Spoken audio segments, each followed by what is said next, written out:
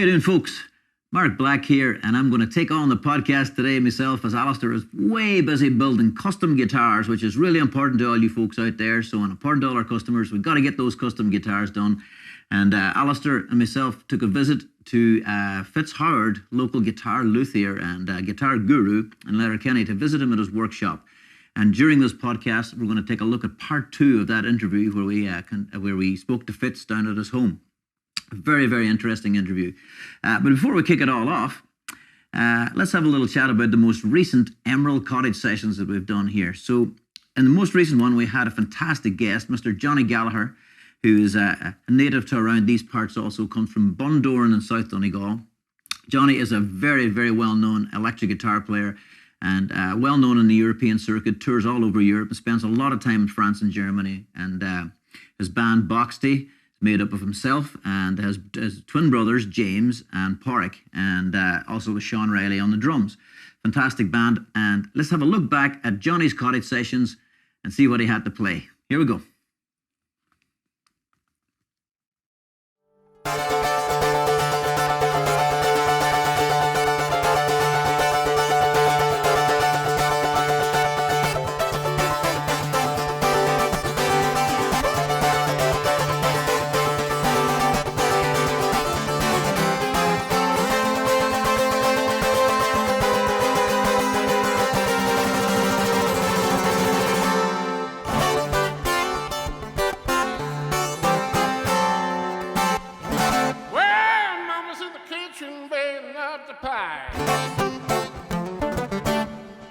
Daddy's in the backyard saying, Johnny boy, get yourself a job, you know you are the cry.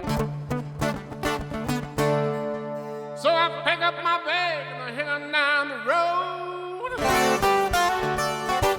I get me a job with Henry Ford. But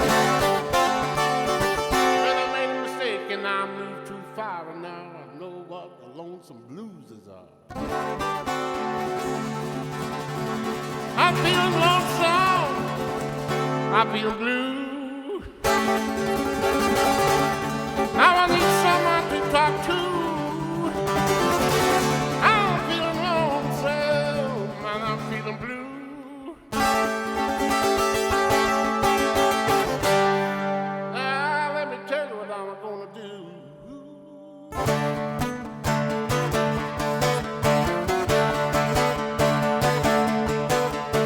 Gonna take my home down to baby around the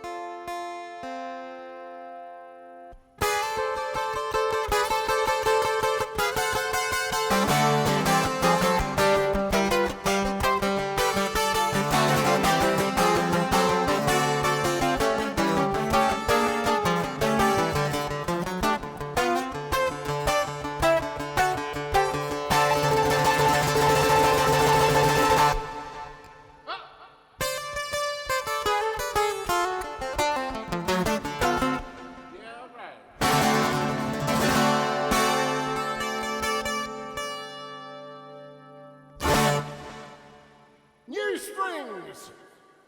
New strings, ladies and gentlemen.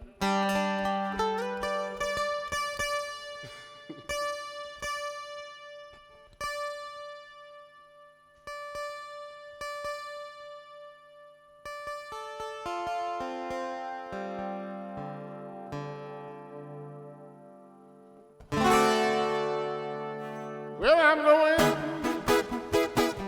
to my hometown. Woo-hoo-hoo-hoo.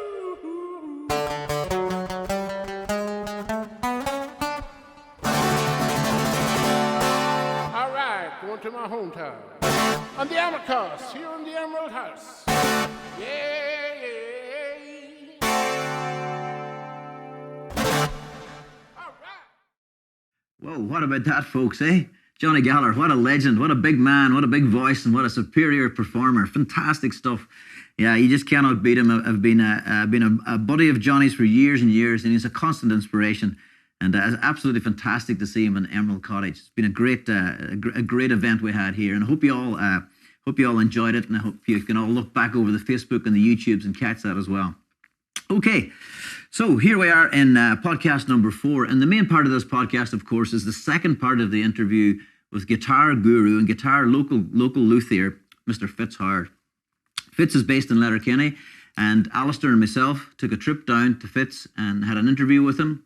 In the first part of the podcast, you may have checked it out already. Fitz talks openly about guitar building, and himself and Alistair talk about the different traditions, one coming from a carbon fibre background and the other coming from traditional wood. And Fitz being a big guru of Alistair's in the early startup and had helped him very much in the beginning of Emerald Guitars. It was great to go back and visit Fitz again, and I hope you enjoy the second part of this podcast, where Fitz gets in a little bit more deeper into the types of guitars he's currently making at the moment and some of the woods he's been using, and also some other moments as well, which I'm sure you'll enjoy. Anyway, here's the second part of the podcast for Fitz. Hope you all enjoy it, folks. Let's go. Here we go. What are you making anything interesting at the minute that you can show us? Well, this is the one now I'm waiting. I'd have this finished if I could get a bridge off of this man. The bouzouki. What about the bouzouki? I'll show you the bouzouki. But where did I put it? Behind it. The workshop is so big I can't find it. This is I've only shellac on it at the moment. But Oh wow! Is this your first one? this is my first one First bouzouki? with the Greg Smallman bracing. So That's a beautiful back on it. isn't it? Yeah. I got that timber a long time ago from Hugh High. Okay. Hugh was very good to me. Every so often he'd find something extraordinary. He said, "Oh, come up here," he said, "I have something for you." So there's guitar being made down there. John Muldowney's making a guitar and it's being used in it. Ryan Cunningham is making a guitar and we're using some of it on it. And I have made Ted Ponsonby's guitar. Some of that stuff. It's beautiful timber now. That is beautiful. See the way It's like a beautiful bird's eye. all these. It's a bird's eye Yeah. mahogany. Is it? So it's I love whenever you see a wood that's got that sort of shimmer and like a 3-dimensional effect on it. aye. Yeah. Very nice. Beautiful. We'll look forward to hearing that one. There's my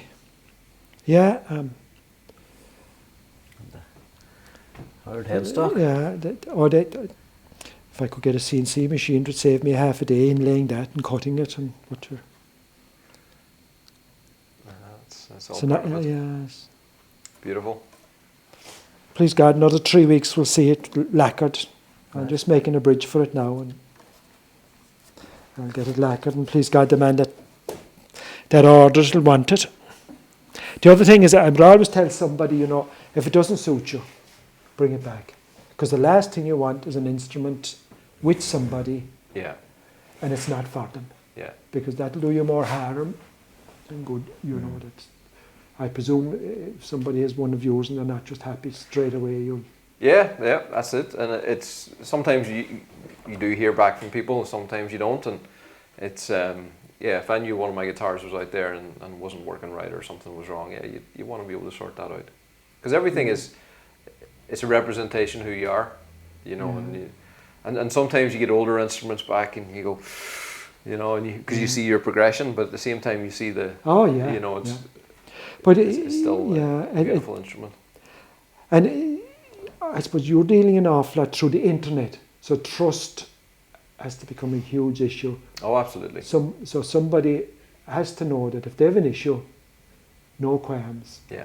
I get a lot of materials off of Stewart MacDonald, Stu Mac.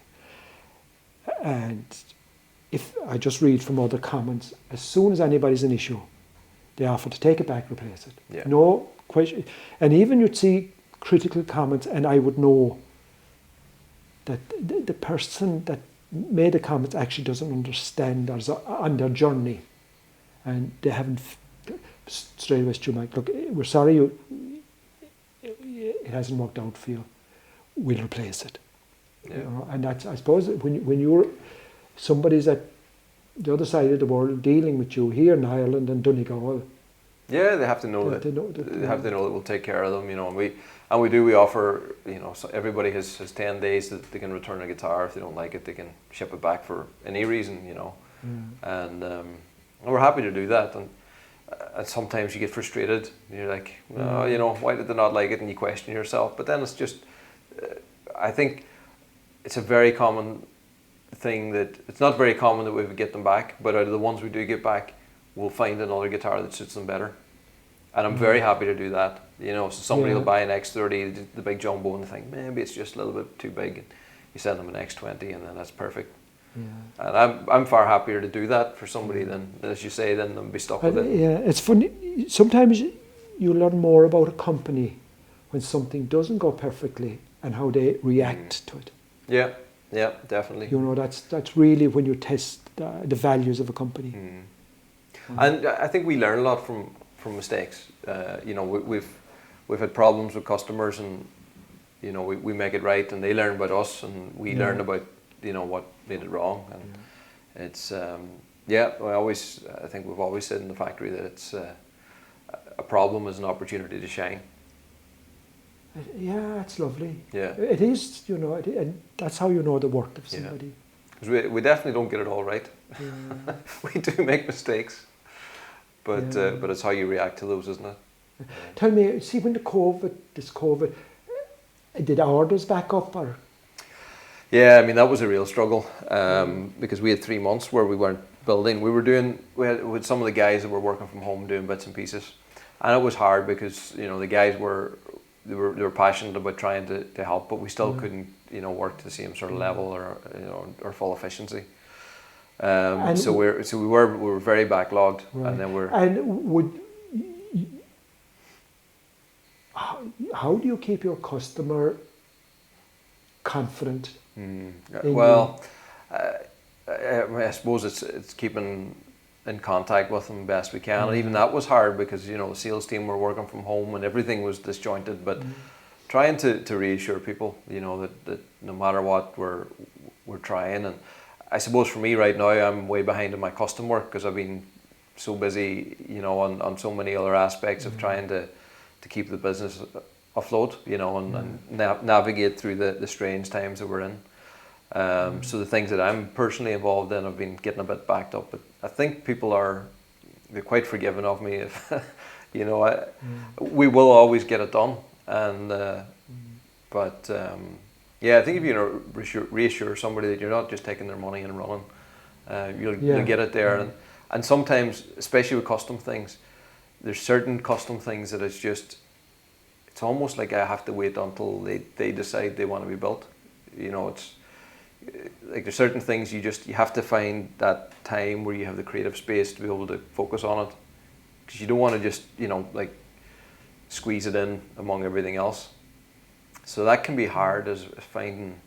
Like, do you find sometimes you come out and you think, right, today is the day that I'm going to finish this guitar, or today is the day that, you know? Oh yeah. It's like every day my head the night before I set out what I'm going to do the following day, and 3/4 of that won't be done till the next day. Yeah. You know, that's just. But then I'm not under the same pressures that you're under. Yeah. You know that you have a whole team that. We have a great team, but it is funny. Maybe it's a bit of an artistic thing or whatever, but you know, it's like like whenever I've been designing guitars, most of the guitars that I've designed have been designed in a very, very short space of time. But I'll have been thinking about it, and it'll be sort of mulling away over in the back of my head, and then all of a sudden, right, today's the day to design that guitar, and I'll have so most of my design's done in a 3D shape, and it becomes a physical thing inside about 3 hours, Yeah. and it rarely ever changes. Most of the guitars, the designs that I've done, the first time is right, but it's hard to get, and it's been like niggling for a long time, probably like writing a song. Mm. Yeah. That story reminded me of a documentary I was watching a couple of nights ago. Frank Lloyd Wright. Yeah. He's a fabulous architect, 1917 to whatever he died. But he's created one of the top buildings. It was the Waterfall building in the States. It was hard times after the Depression, and he had this building to do for a holiday home for a fella, and the fella decided he was going to call to see how he was getting on, and your man had to commission a long time at this stage, and your man had nothing done. But before your man called, he spent 2 hours at it, and next thing he had the whole concept, and now it's that just concept, and it turned out to be one of the greatest houses, I suppose, in the world. Wow. But it was milling through his head. Yeah. And then the 2 hours at the desk to get it, and now we have an iconic building. People are paying and queuing up now to see it. Yeah. Well, so you're building things as you're just thinking about them and being inspired, all along the years, and then it finally spills out someday. That's a bit of veneer you gave me now after hitting the ground. Coca-Cola. Nice piece of Coca-Cola. Sounds good. It was the first time that I had held Coca-Cola that I realised I was holding it. It was a piece of veneer that you had over, and you asked me would I like it. Right, and I was thinking, pick Arthur. But Coca-Cola. it's up there waiting for the perfect guitar. Coca-Cola is beautiful. It is. The kids gave me a present of some Coca-Cola for my birthday there a while back, but I won't use it now for another couple of years.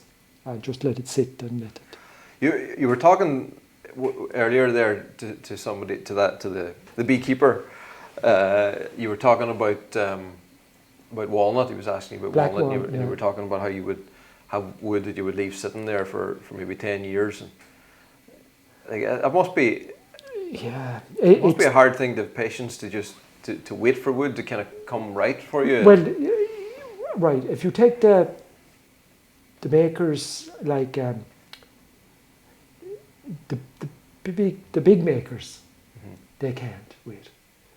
They have a way of, they have kilns and they have this, and they'll dry it and they'll dry. But there's a different structure that comes into the cell of timber over the years, and when you're planing something that's been kiln dried, you get a different shaving than something that is dried naturally. Okay. So Just you could tell? Oh, you could tell by the plane. Wow. But say when you get it, you've no idea how it has been stored. It's been stored in a shed, so it's got a certain humidity level. When you get it here, then, if you work it straight away, chances are the humidity here is going to be different. And you've now storing up a problem. If you take this is the art you want, and all of a sudden this is the art you have, maybe that's not as bad as a big crack in it.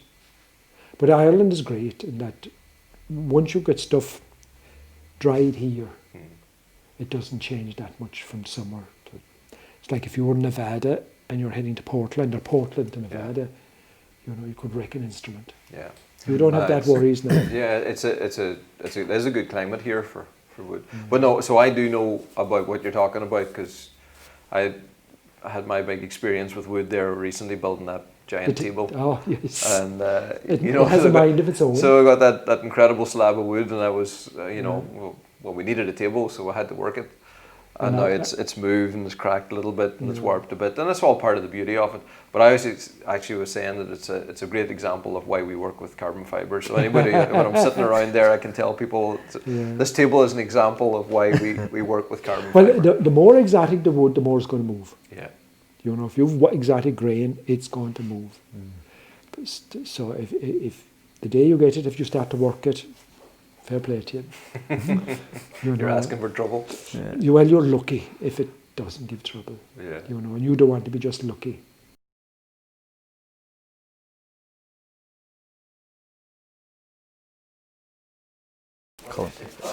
Collaboration.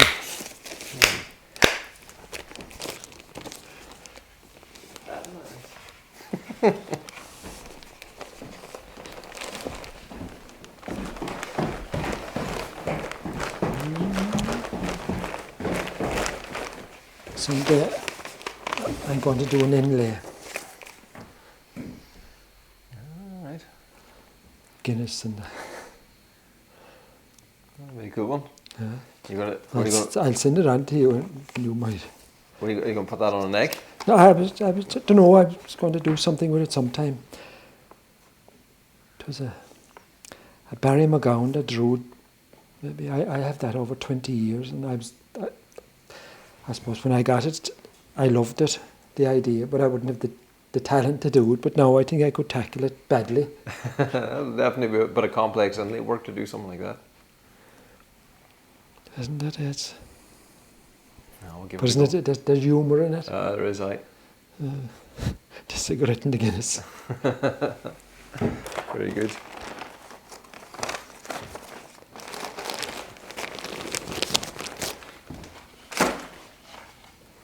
Tell me, Alistair, have you a lot of books at home? No. Is that the way you asking me if I have any yours? I was wondering, there was an inlay book, a Grit Laskin. Do you know, I do have that one. I have another one out here, That a different was a leading type. question. I thought you were going to ask me to study a lot of books. So you're just trying to find out which one that I have. Well, I do have, yes. You have the I do. Samangi one, I know you have that one, I had that for a while. There was a video and there was two That's books. right, yeah. Yeah. That's mine now. I know it is yours. I was $130, half price, I could get it yesterday. That's an expensive book. Yes, Fine well, maker, very fine maker. Yeah. I've never seen his stuff now, but Yeah, it's like, I've never seen one in person. yeah. But I saw the book, it was half price, the two books and the CD yesterday. With Stewart Mac, $130, half price. And I was about, and I no, maybe the next time. But then it'll be gone up now. It's the price of a guitar. Oh, I guess So, cheap. so tell me about this one. Right. That one, I was working with Donegal County Council. I was an engineer in the road section, and the road from Letterkenny to Fentown was being widened. And part of the widening, there was two huge trees. There were sycamore trees. And we decided I would get one for guitar making, and the farmer that had owned the land would take the other. I remember only certain sycamore has flame in it. Very few trees will have the flame, the figure in it. And That's a Donegal tree. I was up in Templepatrick with a wood turner, and I was asking the man up there, how would you know a tree with flame in it? So he showed me how I'd know it. You see the curls out at the outside of the bark. You could follow the curls, and that has it. And the Saturday I went up, straight away when I came home, I went out to look at the two trees. My tree, big huge thing still lying down, and the other tree had been cut up for firewood, except for a stump about that from there to the ground. The stump was covered in that figure, and mine had none. So I went to the farmer, I asked him would he swap. He thought I was mad. So he said he would. So I got the stump, and I got stump cut up for into bits suitable for arch tops and acoustics. That was around 1993, and I still have some of it left. Right, okay. It's beautiful. But interesting, I told the man that cut it up for firewood that if it had been cut up for wood, for instruments, it had been worth thousands. Anyway, that's it. And you wonder how many trees have been like that over the years. It's been on about 20-something instruments from, I would have probably used it in about 12, 13 instruments. There was a cello made with it, there was violins made with it, others I gave some to the people. Ted Ponsonby's dobro, one of them was done with it. All the arch tops that I made, I've used. See, I didn't know that was, I didn't realise that was local wood. I suppose we don't maybe. It's great, you know the maples, say the American maples, beautiful looking when they're figured, but they're very hard. Yeah. And these are much softer. Okay. And for the violin family of instruments, they're much nicer. And I believe for the arch tops that they're nicer. And I know that Ted's dobro turned out beautiful. You know. So we need to keep an eye out for another couple of local trees. Do you know what? It would be fantastic to get some veneer for to find something beautiful that came, you know, that's local and have it cut for some veneers and put it on some of our guitars. Oh, look, it would be lovely to have a Donegal guitar. You know, like I could have a Donegal back, a Donegal sides, a neck, which I've had, not the arch tops, but the tops. Timber here will grow too quickly to have a good top. Yeah. You know, that top there, I'd say that could there be 150 years from there to there. You know, a local tree here from there to there would be maybe 5 years. Yeah. You know, maybe. And we've really lost all our old growth wood out of Ireland. We have, but still, timber grows too quickly here. The climate is, it just grows far too fast. Now for the hardwoods, it'll be fine, like the oaks and that type. But for the softwoods, that just with too nice a climate. If you were up at the snow line, you know, that's where Canada and in a lot of it, say middle of Europe, as you move up towards the mountains. That's where you get the very little difference between summer growth and winter growth. Right. Yeah. And the grain lines are so close up. Even the maples for the wood in the continent, you know, you get it quite tight. That's what makes them so valuable now. Yeah. But all the oaks and that, of course, were cut down. The British took them for anything worth the value. They had it out of here. Yeah. Fitz, can you show us around the workshop a little bit and give us a little tour? I'll show you all the different rooms. Give us a little tour. I suppose this here is probably where I do most of my work. Underneath the table, if you care to look at it, has one of these, it was a fretting jig so that I could work on guitars under tension. Okay. And this table, you can rotate the table around and you can get at different angles. Because some necks, some of the necks, when you have the guitar horizontal like that, there's a bow in it. And when you turn it this way, the bow goes out of it. You know, that the gravity plays a part in some necks. And if you're setting up a neck with, say, this way, and you turn it that way, next thing, two different. Now, not all necks are that, but just the troublesome ones. I can put the neck, I can put this table at any angle I want. There's little grooves here at the side, and you can just rotate, pull out these things, and you can turn it around, and I'll put it on it. The idea is trying to do your work with the strings on.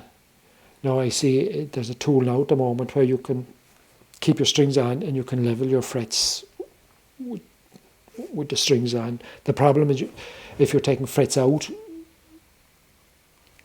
if you take out the frets and put the strings on, you're going to, the whole thing is going to come up. The frets give strength. In fact, if you're doing all martins, your compression fretting, you're using the different widths of tangs of the frets to put pressure on the neck, to push the neck back down or up if you want it. Normally it's always to get it to go back down. So that's That's what that table was for. I would only use it on a real troublesome neck. It's just so much bother setting it up, and I use the bench for so many other things, that, and laziness maybe as well. The whole idea came from Dan Irwin of Stewart. He's an amazing repairman, builder. This one over here, if I was working at maybe the bracing, I often will work on this table with the bracing. Or if I was working at violins, I would come here. I can get more light into there. And you have fantastic light comes in here, and I think that's the coming in off that big window. And I still don't, like the best tool I ever bought. All right, yeah. Of all the tools, and I look at all photographs, and Stradivarius didn't have one of those. And I don't know, when he got into his 60s, how did he see the things to get the detail? Yeah. I often wonder actually how they used to work in the old days without light, because we've had a few days in the factory where the power goes out, and you think you have to go home. You just can't see. Yeah. They never had the power come on. They probably, my view is that they had people working with them that did a lot of the detail work, but the overall quality was looked for by him. That's the man. They might have been working away the minnows. Yeah. Now, this is only my own view, because when you reach 70, there's no way you can do the detail that's needed in some of these things without having some aids. And I presume their eyesight was no better than my eyesight. When they reach my age of. See, when you look at these old buildings, and some of them didn't have very big windows, and you think, how did they do for light? Well, it was heat, keeping rain out. That's small windows, and they always kept that. If the wind was coming this way, they'd put the windows on the other side. And generally, like there's the southern, where the wind is coming up this way. I don't know how they did it when they got to an age, and keep the standard of workmanship up. Yeah, fascinating.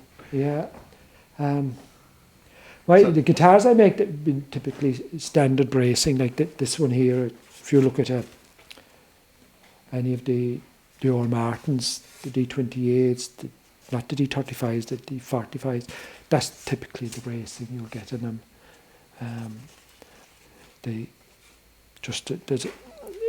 Typically this is like a suspension bridge. Yeah. And the idea here is you take timber away from where you don't need it.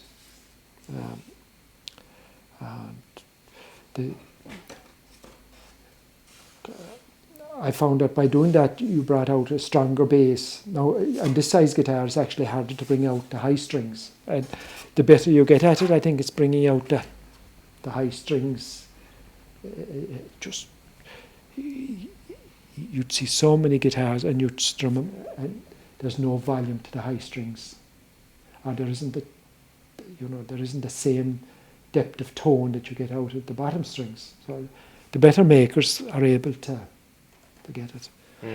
Getting that balance across the different registers. And and there's different. If you take the British makers, they have a different tone in general to the American makers. Now, even the American makers would have different tones between them, but there's a different, like Loudon goes for a different tone to what Martin would go for. I think a lot had to do with the finger-picking English style, very clean, crisp. They went for a particular sound. Then you had the Americans were more the folk singer, so they went for a warm, heavier sound. Now the modern makers can change it both ways, but whenever you listen to say one of the good makers, that European makers, and you listen to the American makers, they're quite different, but they're great guitars now. Yeah. It's just different. Just different, and some might suit you, and some might not suit you. And has your bracing patterns changed much over the years, or have you been using a similar design? I've been using. This is what I've been using most of the time, and it's It's very much, I would say, an American bracing pattern. Although my guitars seem to, despite my best attempt, they always sound like my guitars. I recently replaced the top of a Taylor guitar, one of the high-priced Taylor guitars, and I did it without removing the binding along the top. And when I was copying the Taylor bracing, I copied it best I could in the thicknesses, the whole lot. And when I had finished and strung up, it sounded like a Howard guitar and not a Taylor guitar. And the worrying part was that the customer said that he loved the sound of the Taylor. And here I was giving him back a new top on a Taylor with a different sound. And I was so relieved when he texted me back to say, it's a Howard Taylor, he said, and it suits my singing even better. Oh, brilliant. That's great. And whatever it is, it's in the hands that it's very hard for me to make somebody else's instrument. Yeah, maybe it's a little bit like guitar players that talk about it being in the fingertips. It's that's right. Two different guitar players, or a guitar player will pick up a different guitar and they'll still make it sound like them. That's it. No matter, if Tony Rice picks up a guitar, no matter what guitar he picks up, says Tony Rice. Yeah. But Tony Rice can hear the difference now, and he notices the difference. Yeah. But we think it's Tony Rice. And I remember a great story. Louis Stewart again. Louis was he was playing some reasonably cheap plywood guitars, jazz. And some fella thought, God, this is great. He bought it. And after a while, he realised he couldn't get a sound out of it at all. But when Louis plays it, it sounds beautiful. It's the player. And I always say to somebody, if they say, gee, that's a great guitar, I'll always say to them, it depends on who's pulling the strings. And that's just true. Yeah. It's just like puppets. It's who's pulling the strings. Yeah. And it's the same, I suppose, with the materials, like you're talking about the Brazilian rosewood, and is it the Holy Grail? But it's only the Holy Grail if it's put together by the right person in the right way with the right combination of other things to go with it. It doesn't work by itself. Yeah, I think so. And funny, I like to try and make guitars light. I just think that light and liveliness seem to go hand in hand. But sometimes you'll get a heavy guitar and it's got a beautiful tone. No, it's not lively. Yeah. But it's got just that warm tone. And some of the plywood guitars can have beautiful tone. We looked at sort of the people using this type of nose goes up when you see the plywood coming in. Yeah.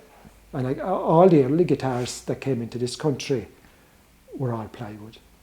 In fact, I had an opportunity, it was 2 years ago, to work at Artie McGlynn's one that he made famous with the first couple of albums that ever featured acoustic guitars playing jigs and reels. Yeah. His first 2 albums he used it on, it was an old Yamaha 180 plywood. Yeah. But then when you look at the bracing inside in it, they were so thin and so small, and it couldn't last, and it didn't last. And I had to reset the neck and put a new bridge in it and so forth. But it was still lovely that it was part of history, that you knew that, this was recommended to him by Paul Brady. They all used this particular plywood guitars. They couldn't afford solid wood guitars.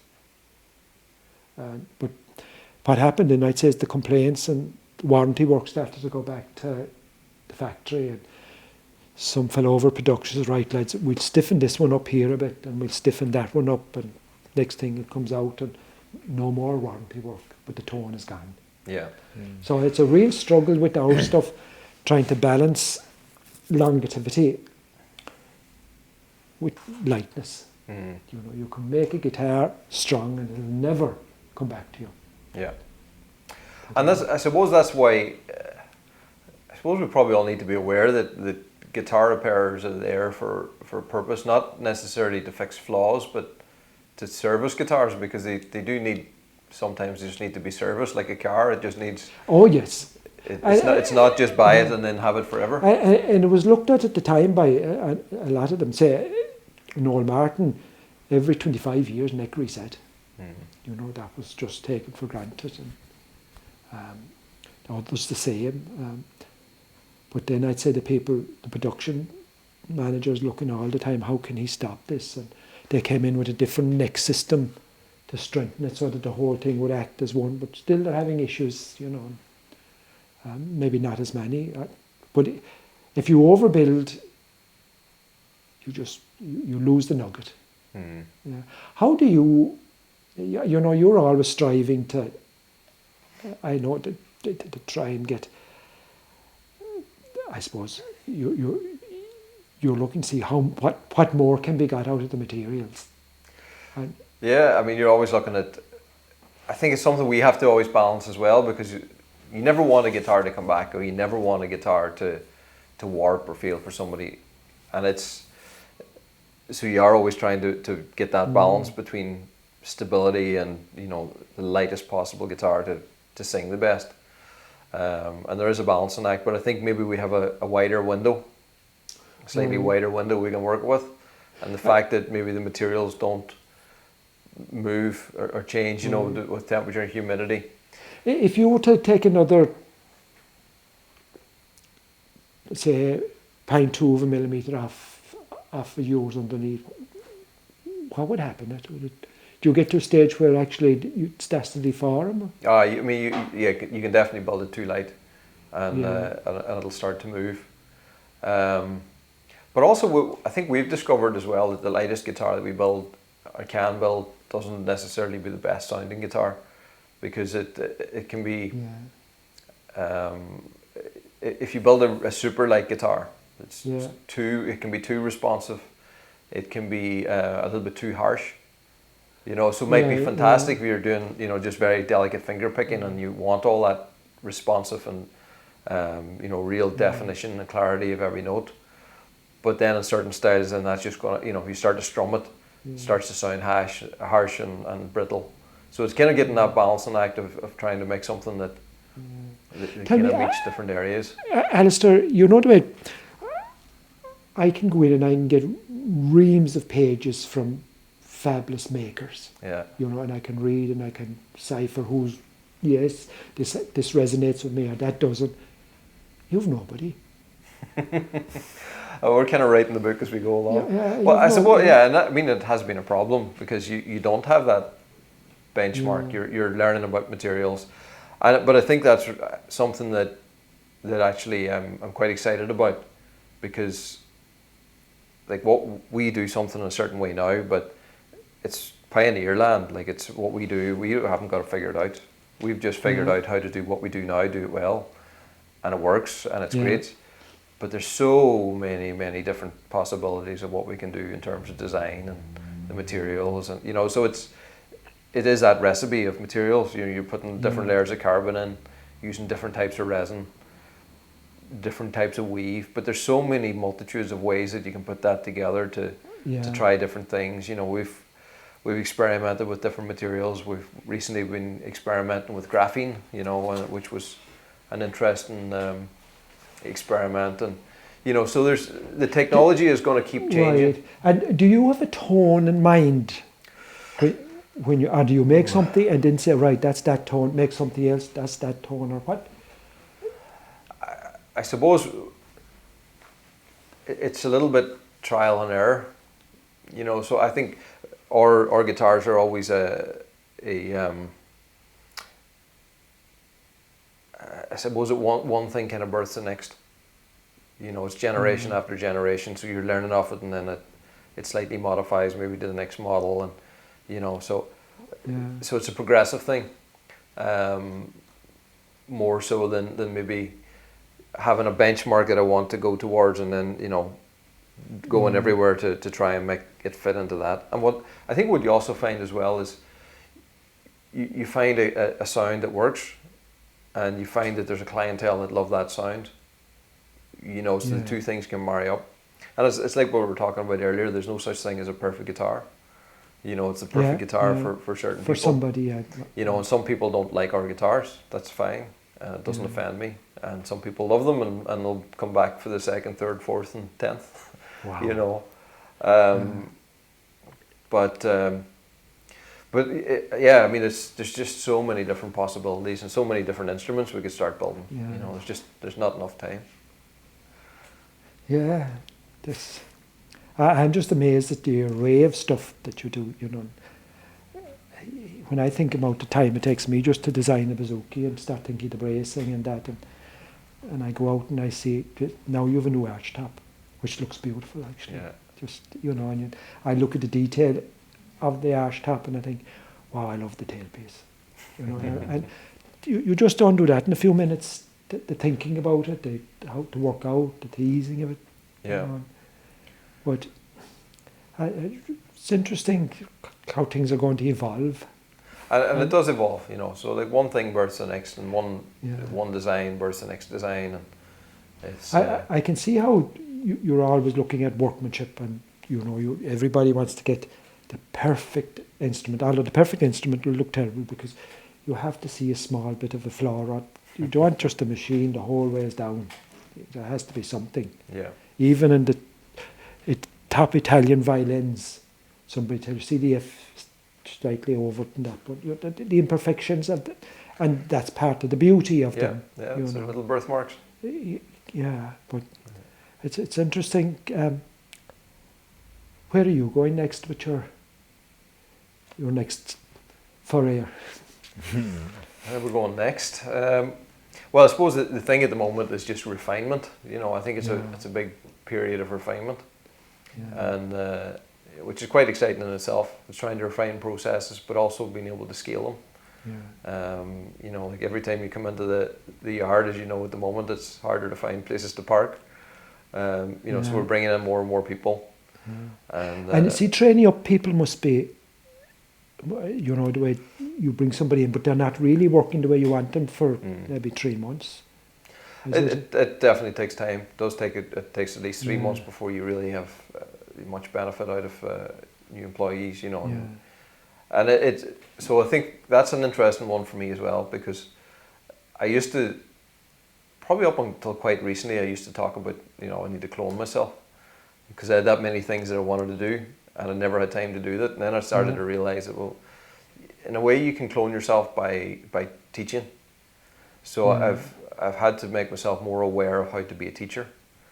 And, you know, so I'm not trying to make our staff clones of me, but, you know, by teaching them, I can help them do things that I'm able to do, you know. I presume, you know, you set an overall standard that you expect. Yeah. You know, and that's, you won't accept anything less than that standard. It can take longer to do it, but there's a standard that you won't go below to let out. It's not. Yeah. And that's the big one, really. That's tough. Yeah. And the thing that is great actually is I can say that as we've increased in size over the last few years, we've actually increased in quality. You know, we've brought in processes and ways to do things that has definitely increased the quality. So Fitz, tell us a little bit about how long you're building guitars and what you're... Wow. There's a photograph up there and there's no grey hair. And that's not Jeremy, that's me. I suppose I started when I was about working guitars when I was maybe about 18. Mm-hmm. I had an Eggman guitar and I decided I was going to make it better. So I started working at the truss rod and eventually I broke it. And I used my head. I said, if I'm going to learn how to make instruments or work at instruments, I'm better off working at someone else's than working at my own. But I suppose I was always interested in music. Just from a kid, I'd be listening to the Radio Luxembourg under the clothes at night time in bed. And if you're down in Cork, 52 miles from the sea, listening to Radio Caroline or Radio Luxembourg, it was like waves coming in and out. But I just loved it and went to sleep with the radio on. And I always loved music. I'm sure like Rory Gallagher was a big... He was. Yeah. He was. But I suppose I could never play the things that I would love to have played, you know, and I was in awe of the people that could, you know, and so the next best thing, and I love the company of musicians, I love talking about music, and so the best way of getting into the company if you can't play is fix their instruments. So I decided one time that I would see if I could make an instrument. Mm. And I suppose I did kitchen table. That's where I made it. Made it badly too. Mm. The timber wasn't seasoned enough, and that was my first lesson about getting timber and the timber not being right. Mm. So I started to make a few, and then I started to do more and more, and then people came, and more people came for setting up, and I suppose I'm more a set-up person, a repair person than a maker, even though I make a few. Mm. You taught the boys, Jeremy and Jamie and the lads, to build guitars too? When they get to a certain age, you probably will know this, when they get to about 13, 14, they begin to pull away from you a small bit, and the communications close down a small bit. And you find it hard and hard. And if you're not the dad that wants to go to football matches and enjoy football matches, what do you do with them? And, and to start getting us to talk, I decided, well, I'll ask them if they wanted to make a guitar. Jeremy was the first, and when he was 13 or 14, I said, do you want to make a guitar? So he said, yeah. So we made an electric guitar, sort of a hybrid Paul Reed Smith Les Paul thing, and it turned out great, and he loved it. Mm. So then I said to him, would you like to make an acoustic? So he did, so we did, and I just kept an eye, but let him do everything, and just watched to make sure, and slowly he built a great acoustic, way better than my first acoustic. But then I suppose I was just keeping that eye on him. Mm. Then when Jamie was same thing, Jamie pushing a bit, and how do I get him to? So I asked him, did he want to build a guitar? And he said yes. So Jamie built one off of that same tree. It was like a BC Rich type guitar, his own design. Yeah. Crazy design, just beautiful, absolutely beautiful. And flame timber, and it turned out lovely. Mm. But he was into blues at the time, so this wasn't a blues guitar. Yeah. This was more a thrash metal guitar than a blues guitar, so he never took it out. Yeah. Then I said acoustic, so he did, and he really had a talent for it. Mm. He built one, and then he built another one, and he sold a couple of them, and now he'll get back to it eventually, I'd say. Yeah, no, I know a few people that have Jamie's guitars and love them. And it's interesting. I had Jamie's guitar here, I had two mine, I had another one, and there was a fella in playing all the guitars, and next thing he says, I like this one the best, Jamie's. Wow. I was chuffed for Jamie, It was a small-bodied, tiny little, like a 00 size, and just exploded with sound. Mm. It's my favourite actually as well. Yeah, is that the one Kate O'Callaghan bought? Or no, it's another one. She had the choice of that and this other one. Okay. I preferred the other one. And when I save up, I'll buy that one off him. And then I suppose I started to make other instruments, ash tops, which I would still think ash tops have something very special. I love making ash tops. They're much longer and much more expensive because you start off with a piece an inch thick for the top, an inch piece for the back, and you take it down to maybe that thickness. What's that? 5 millimeters at the top, going to maybe 3.5, where the recurve is. It's just a beautiful. And then you're using mainly flamed wood. It's just lovely. I love the ash tops. There isn't a huge history up here of people playing ash tops. You get a lot of maybe Gibson's 335s, and there's a huge difference between an acoustic ash top and a plywood ash top. Most of them, reasonably priced Gibsons and that will be all plywood. Mm-hmm. But when you start putting into solid woods into it, you get this extra dimension to it. Yeah. But the 335 is one of your favourites, isn't it? As an electric, I love the 335s. Yeah. I suppose it's nearer to an acoustic. That's That's what it is. Then I started to make dobros, and I was lucky enough when I was making maybe the second dobro. It was for Ted Ponsonby, and through Ted knew some musicians, and I got talking to Jerry Douglas about dobros and things, and he put me in contact with a fellow at the time, was Tut Taylor, who was a very fine musician, dead now. But Tut used to make dobros, and he was telling me that the old timers just cut away the O-rings in the well, make them bigger and bigger, and of course eventually they collapsed. So that gave me a start when I started. How do I make it open and still don't collapse? And so that was dobros.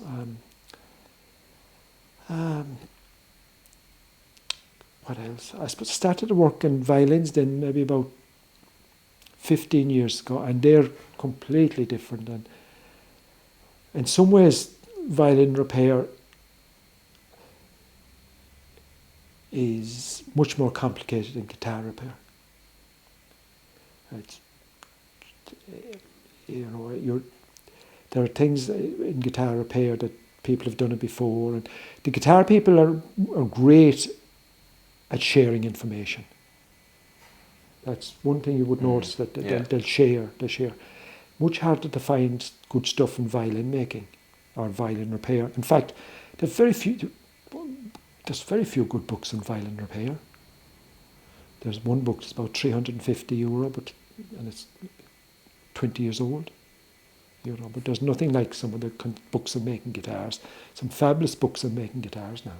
Yeah. And there's kits, great kits and that, but violin making is just different. Bit of a closed art. When I look at a violin, when I look at the bridge on a violin, I will know straight away whether it was a journeyman that's done it, whether it was somebody who was gifted, or just sometimes you're seeing it like tractor wheels on a racing car. And you were showing us a very fine violin that you have over there. Well, I have one in for that, and that one day when I looked it up, just the maker, his violins at that age make somewhere between $50,000 and $75,000. So when you're working at something like that, very few guitars that'll make that sort of money. Now they're there, but very few. But when you're at real old good violins, then you're a different league. So when you're taking the back off of one of those, or the top off it, like heart in the mouth. Well, Fitz, I kind of have a feeling you might be getting a few emails and phone calls from people in America and around the world that are listening to this podcast, and it'll be. I'll send it on to you. So how do people follow you? You use Instagram a little bit? I have just Instagram, and I have a Facebook page, but what am I? Fitz Howard Guitars, I think. Oh, okay. And Instagram the same. I'm not sure what I'm on Facebook. My son looks after that. I'm a grey-haired man. I just. You're just happy to build. And the last thing I want to be is inundated with stuff. I don't want to be in bed worrying about it. I'm a retired engineer. Yeah. And I just want to enjoy it, and I don't want to be rushing anything. No. I just want to be able to spend the time that it takes to get it right. And if I'm not happy, do another piece. Yeah. That's just it. It's been fascinating hearing some of your stories. I think it's funny talking in this format. I think I'm maybe hearing some things that you've never told me before. We've talked so many times, but about the shite I made at the first one. I have to see that. I was thinking actually maybe I'll show you my first one and then you can show me yours. There's a young lad, Ryan Cunningham, is making a guitar here. Ryan and he hasn't come now in a number of months because of the COVID. And Ryan's always looking, could I see your first one? And Ryan's one is going to be beautiful now. And I said, no way, till you're finished. I hang my first one up on the wall in the office, and it had hidden away for years, and I brought it out for our 20th anniversary concert, and I was looked at it and I was kind of horrified, and I was going to take it and fix it up a bit, and I thought, no. I thought the same. Wait a second.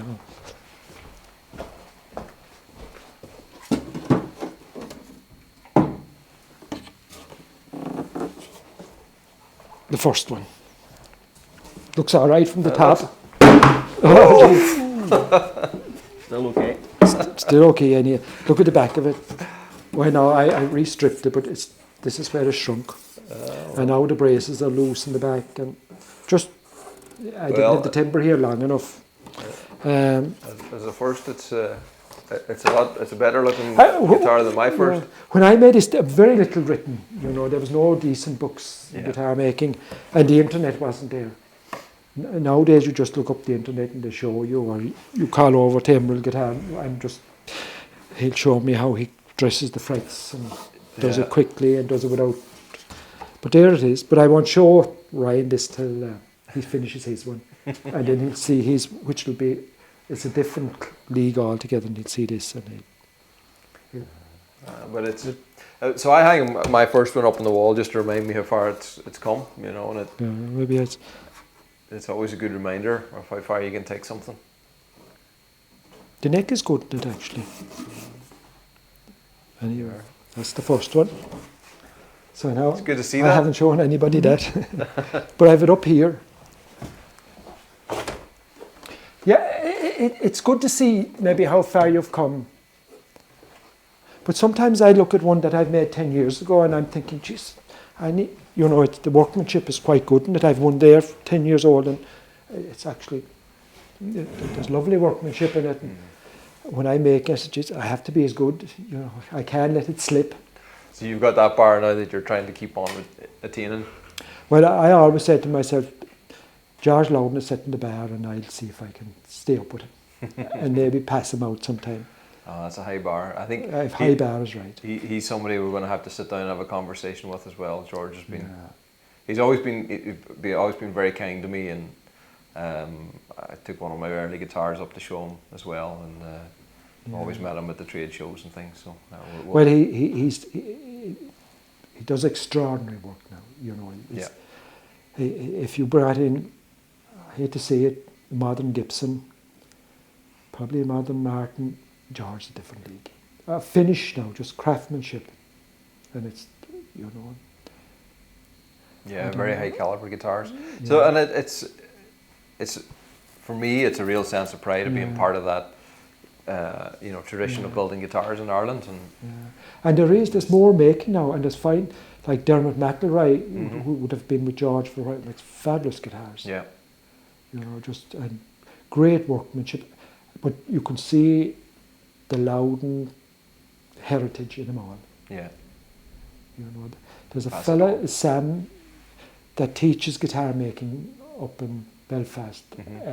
Sam had worked with Loudon and Avalon, and you can just see all this Loudon style but it's very healthy, very good.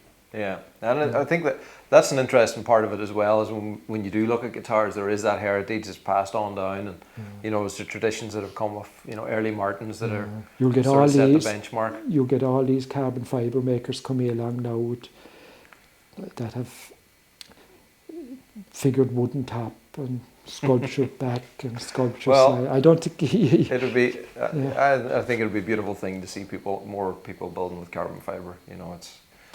Yeah, I think to get to a stage where, if you take all the knocks in your head to get to where you are, and there's nothing written, it'll be a long time before somebody else will pick up all the different ideas, and it takes an awful lot of research, an awful lot of knocks in the head, an awful lot of experimenting.